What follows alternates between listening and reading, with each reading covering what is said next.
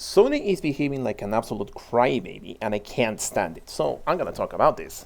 Welcome back to the channel, my name is Gordon. So, if you're not aware of what's going on, Sony is complaining publicly about Microsoft's acquisition of Activision Blizzard King because of Call of Duty. Sony doesn't like that Microsoft will have complete control over the Call of Duty IP, and they can do potentially whatever the heck they want with it. They can make it exclusive to a console and to PC.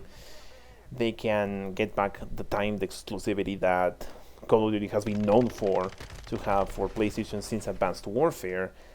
And, well, we actually had that on Microsoft before Advanced Warfare. That's old history, but in case you're new to Call of Duty, that's how it used to work. So, a little bit of history, right? Call of Duty used to work on map packs when it came to DLC. $15 map packs that included 4 maps and a zombies map depending on the game. Usually Infinity War games did not have zombies until Infinite Warfare, but on Ghost they did have extensions, so that was the model, right? The co-op mode, 1 map for it and 4 multiplayer maps, and occasionally guns. DLC guns whenever they made those. That wasn't constant, right? And the deal was that the console that had the timed exclusivity with Call of Duty would get that DLC pack a whole month earlier. So if you wanted to stay relevant with your Call of Duty, you had to play on that console. Otherwise, you just wait for a month and wait for your Call of Duty to become completely relevant much quicker. On PC, for example, we had it a lot more rough those years because PC Call of Duty games didn't last at all. You played for about 3 to 4 months, and then the player base would dip so hard it would be incredibly difficult to find a match.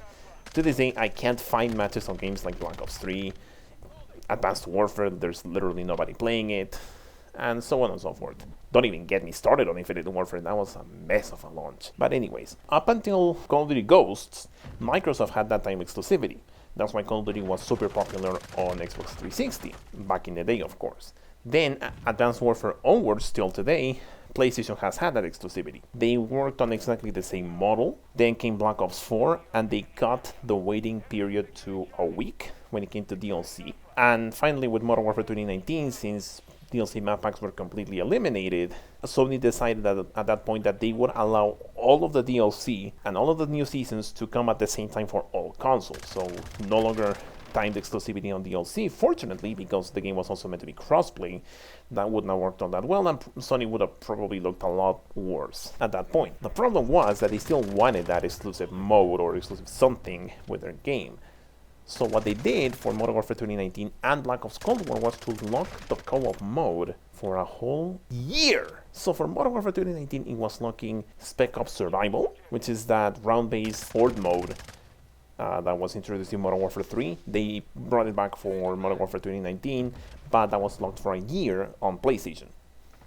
And for Black Ops Cold War, it was the Zombies Onslaught mode. That mode where you play zombies on multiplayer maps, which got a lot better over time, introducing gunfight maps to zombies and then upgrading the mode to make it a lot more compelling. So Zombies players were eating quite nicely on PlayStation because they had yet another really good mode to play, but that took months to get there, of course. Nevertheless, it was an entire mode locked to PlayStation for a year. Now, if you want my opinion on this, I don't like time exclusivities. In fact, I don't even like exclusivities at all. I would be so much more up for all of PlayStation games and all of Microsoft games to be available on every console. It would be better, and I think games would benefit a lot more from just being available everywhere.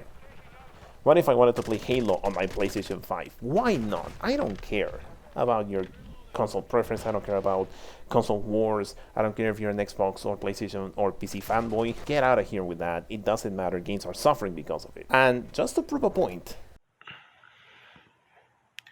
Yep, that's indeed a PS5.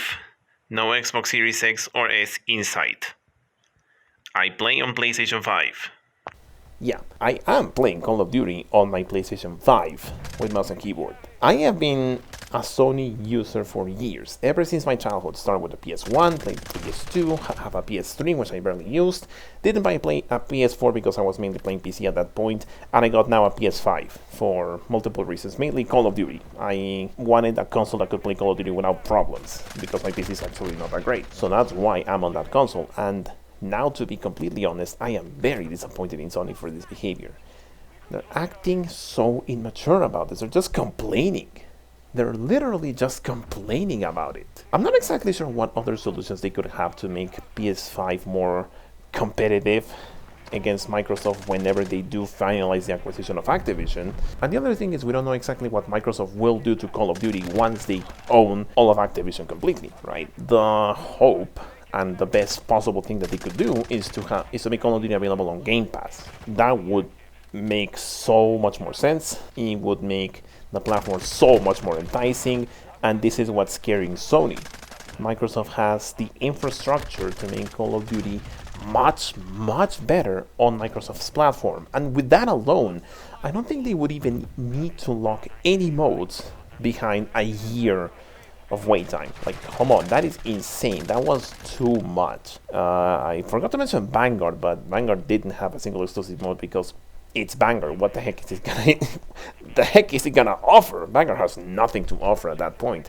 Not even a mode, not even zombies. It just had nothing to offer for a whole year exclusivity. So since the whole year or the whole season was mainly about Warzone than Vanguard, then Sony was happy enough to just have those Warzone exclusive Pro packs. Those were only available on PlayStation. Good value if you're willing to spend $20 on cosmetics. That's just the point, right? PlayStation to this day still has exclusives, timed exclusives. Call of Duty has a major preference on PlayStation right now, but because crossplay is a wonderful thing, then it really doesn't matter what console you're playing on, you're still gonna be able to play it with other consoles if there's a lack of players on your particular console, unless you have crossplay turned off. But yeah, honestly, quite disappointed in Sony once again about this. I would expect a different behavior from a company of that caliber, especially because they hold so many exclusives over Microsoft at this point.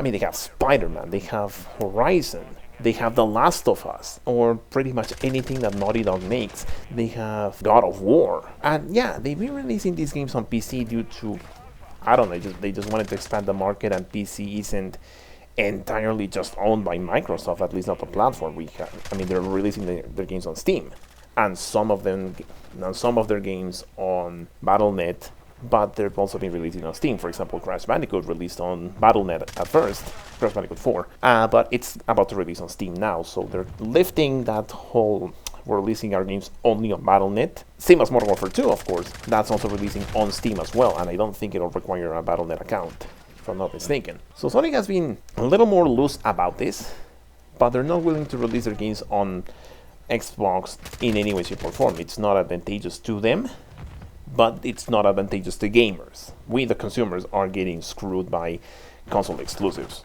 Like, I'm being completely honest here. Wouldn't it be great if you got a PS5 but you now have a knack for Halo? You want to get into the Halo series, but maybe your computer isn't that great, such as mine. I would love it. I would absolutely love it if I could just install Halo on my PlayStation 5 and play it. What if I just wanted to play some Halo Infinite, right? What if I just wanted to try it? But I can't. I won't. Not under my circumstances, and definitely not with my current console, because console exclusivity. And Microsoft is guilty of this as well, but they're not in the same position as Sony on the market right now. They don't hold as many exclusives, or at least not as many exclusives that are relevant in today's gaming. Sony has the cards on this one, but because they're about to lose Call of Duty, one of their major moneymakers, now they're complaining. They're whining. What? I'm sorry.